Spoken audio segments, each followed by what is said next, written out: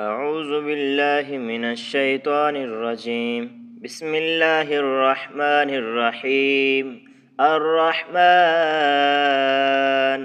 علم القرآن خلق الإنسان علمه البيان. الشمس والقمر بحسبان والنجم والشجر يسجدان والسماء رفعها ووضع الميزان ألا تطغوا في الميزان وأقيموا الوزن بالقسط ولا تخسروا الميزان والأرض وضعها للأنام فيها فاكهة والنخل ذات الأكمام والحب ذو العصف والريحان فبأي آلاء ربكما تكذبان خلق الإنسان من صلصال كالفخار وخلق الجان من مارج من نار فبأي آلاء ربكما تكذبان رب المشرقين ورب المغربين فبأي آلاء ربكما تكذبان مرج البحرين يلتقيان بينهما برزخ لا يبغيان فبأي آلاء ربكما تكذبان يخرج منهما اللؤلؤ والمرجان فبأي آلاء ربكما تكذبان وله الجوار المنشآت في البحر كالأعلام فبأي آلاء ربكما تكذبان كل من عليها فان ويبقى وجه ربك ذو الجلال والإكرام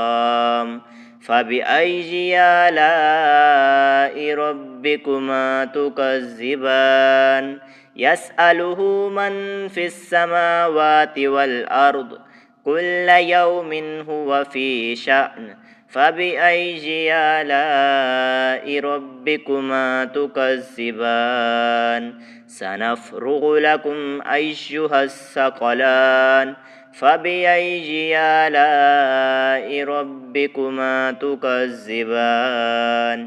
يا معشر الجن والإنس إن استطعتم أن تنفذوا من أقطار السماوات والأرض فانفذوا لا تنفذون إلا بسلطان فبأي آلاء ربكما تكذبان يرسل عليكما شواظ من نار ونحاس فلا تنتصران فبأي آلاء ربكما تكذبان فإذا انشقت السماء فكانت وردة كالدهان فبأي آلاء ربكما تكذبان فيومئذ لا يسأل عن ذنبه إنس ولا جان فبأي آلاء ربكما تكذبان يعرف المجرمون بسيماهم فيؤخذ بالنواصي والأقدام فبأي آلاء ربكما تكذبان هذه جهنم التي يكذب بها المجرمون يطوفون بينها وبين حميم آن فبأي آلاء ربكما تكذبان ولمن خاف مقام ربه جنتان فبأي آلاء ربكما تكذبان ذواتا أفنان فبأي آلاء ربكما تكذبان فيهما عينان تجريان فبأي آلاء ربكما تكذبان فيهما من كل فاكهة زوجان فبأي آلاء ربكما تكذبان متكئين على فرش بطائنها